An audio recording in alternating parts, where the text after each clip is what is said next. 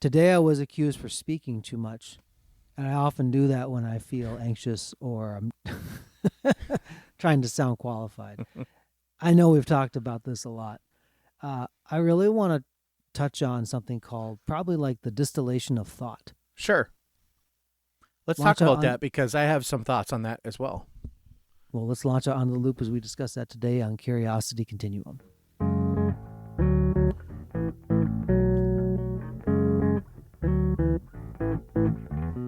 Hey, everybody, this is Josh. And this is Brian.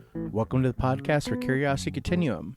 Curiosity Continuum is an industry innovating, non-traditional company passionate about growing wisdom in the next generation. We are the essential bridge between the analog and digital worlds by building collaborative communities that unleash the power of adaptive expertise and innovation needed to thrive in the 21st century.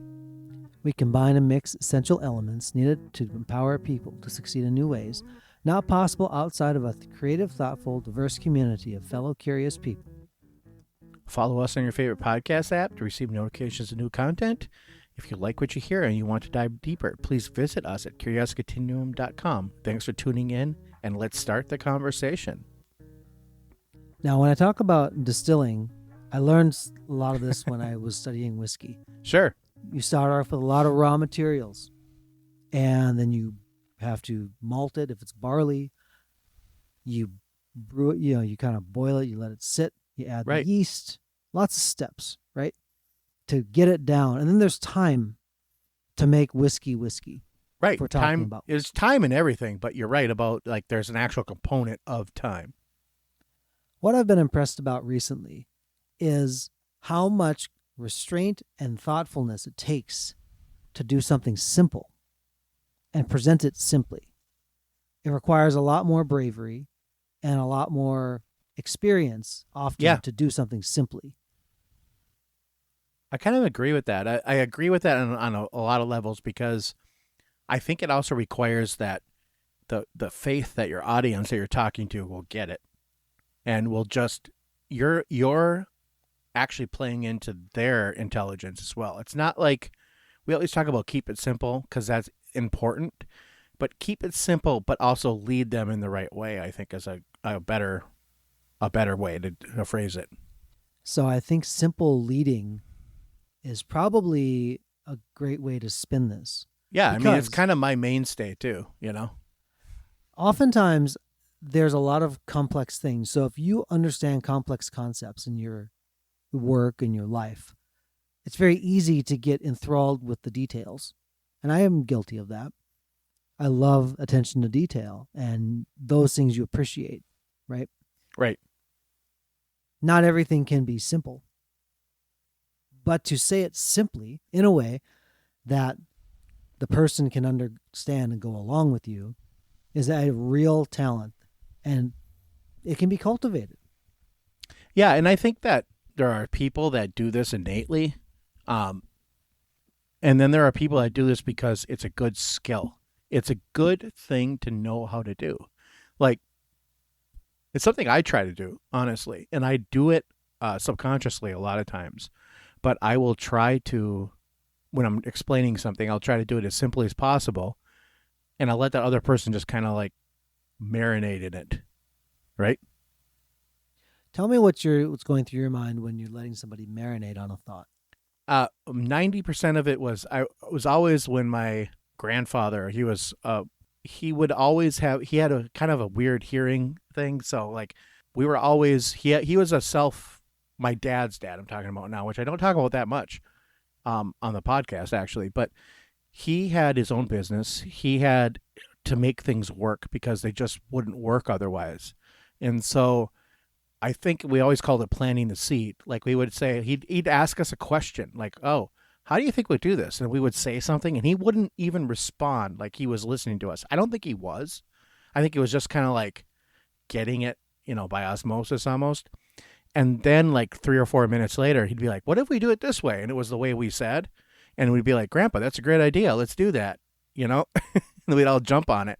And my uncle was always placing the seed, plant the seed, And I like that idea of planting a seed in people, letting them come to it in their own time. Because I really do feel that people should be allowed to come to conclusions in their own time. And that's how things change, when everyone decides it's a good thing to do. Because if you are forcing someone to change with you or forcing something on somebody, I think that's a self-defeating purpose in the long run, because that other person's not ready to accept that, and I really do feel that that's important. It's important in any kind of change, small or large. And we see that on societal change too. Now there's always pushback on each side, and that's okay, because that's the recognition that that other person is not where you are, and there's another path to be forged. Maybe it might be kind of more of a compromise in the middle, where not everyone gets what they want, but it's acceptable to everybody. Tell me what you do when you have to gain consensus sooner rather than later. You can take a draconian approach. Yeah. Or you can take the approach you're talking about. I do take a draconian approach sometimes. I'll be honest. I mean, if there are things that I know like we need to get done, and I'm like, look, we have to do this, this, and this, and I have been abrasive with people, and I have learned that even in the time, I mean, this is not life and death. I'm not talking about like, oh, there's a meteor coming from my head right now, and if I don't get you to move, we're all dying, right? No, that's just, I'm saying like, yeah. Sometimes I do kind of force it, and I'm called names, and after thinking about it, I realize that's not the way to do it. Even when I have to do it that way, I have to take enough grace to just be like, okay, you're not ready to have this conversation. That's okay. Let's go to something else. Let's talk about something else. We'll come back to it, but I will come back to it quicker. I won't wait a day or two. I'll be like, at the end of the night, I'll be like, well, what do you think about that? Or, have you thought about what I said? I think that some of those kinds of responses give that other person, you're giving them the time to think about it and then respond back in their own time. Maybe if you're kind of pushing it out to them a little bit.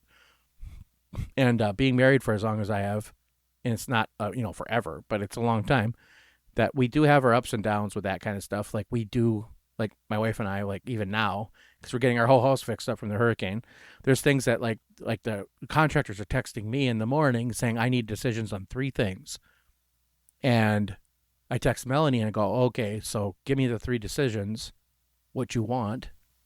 And then like today all those decisions weren't all done. So I'm like, okay, so we have 2 decisions now that we have to have on top of the 3 decisions we have tomorrow. So let's get it done. Like I just want to get it done. Like I honestly don't care on the outcome. I just want it done so that these guys aren't waiting, because we're literally paying them to sit there pretty much. And so I think that like just getting that kind of communication across, like tonight we had a good talk about it, and I was like, look, just make the decision, and it's okay with me on these things, because I've already made some of the big, broader decisions, right? So I think some of the detail stuff, that's where Melanie's really good at. And I think it just takes me that kind of like affirmation to her that, hey, you're good at that. And that's what I want you to do. And so do that, and then I'm fine with whatever. But she thinks that sometimes I think that like she has to bring it to me because I made the big decision, right? And I'm like, no, I'm okay with the little minutia thing that you have, because to me, the outcome's the same. And so there's a few things like that. I do that in my professional and personal relationships, but professional too, but it's obviously different.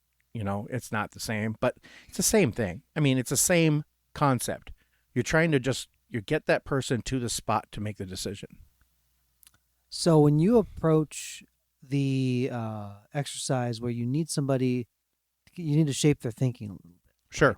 And let's give the benefit of the doubt that person that you're speaking to can understand the concept. Sure. Right?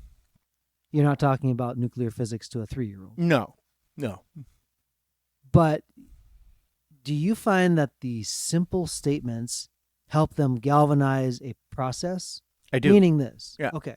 Talk to me about that. I kind of know what you're saying. Like if I say something simply, because it gets their mind churning. I think it's very important to let them come to the conclusion that you're already at. by presenting the facts or the way you want them to get there. Now, they may not come to your ultimate conclusion with you that, you want them to do this, right? However, I totally understand that's okay, because that's the way we play in that area, right? So, like I said, these decisions I'm doing this with, these are not life and death decisions. I'm not a doctor, I'm not like, oh, do I cut the vein here or do I, it's not a bomb Right. disposal. I'm not like, ooh, do I cut the red wire or the blue wire? I'm not doing that. But it really is about, I'm already to the conclusion that I want to be at. And so I'm just trying to basically show them what I'm doing, but get them to come there in their own way. And if it's the same spot, it's the same spot. Now, I know, like, with things I do, that a lot of times it's not going to be the same. And that's okay. But if I get like 60% of what I want, I'm more than happy at most times. So let's talk about a couple different ways to calibrate this in your mind. Sure. On the one hand, it sounds to me like you're saying that if there's a simple point that you can return to, you can build consensus because you're allowing the flexibility for people to go through their own process, right, to come back to the point that you said. You kind of give them the starting context for them to kind of work through it. Correct. I mean, yeah. I mean, did you need an... Well, no, I overspoke on that. So here, on the second point, though, it's there are things I think that you realize are the main priority. Correct. Right? So even if somebody didn't agree with 100%, for example, in a non-life-threatening situation, that if you get to 75%, which is a solid C if you're doing a grading rubric. Yeah. If you get a C and everybody has made a C based on your original idea, that passes, right? Because you've kind of said that other part of it isn't quite material for the step we're on. Right. I mean, that's it. I mean, this is not rocket science with me. I mean, that's exactly what I do. I mean, if we can all get to passing, that's great. If we can all get to above average, that's even better. But if we can all come aboard with like the greatest thing, which would be an A, would be like, hey, we're all there. And some things we are all there on, but some things we're not. And I think, like, even as a society, we have that. Like, we have people are on board somewhat. They'll come along with you. And then sometimes they just don't. And that's when stuff starts kind of ricketing back and forth. We have the seesaw kind of going on. And that's a power struggle. I mean, that's just an old-fashioned power struggle at that point. And it's really getting enough people on one side so that we can push the issue forward. Now, we're not always going to bring everyone with us. And that's okay, because you can have little fractures, but fractures on a huge, like, societal portion, like, let's say half the population want to do one thing, the other half one. Well, then that's not really, I don't think that's really feasible at that point, right?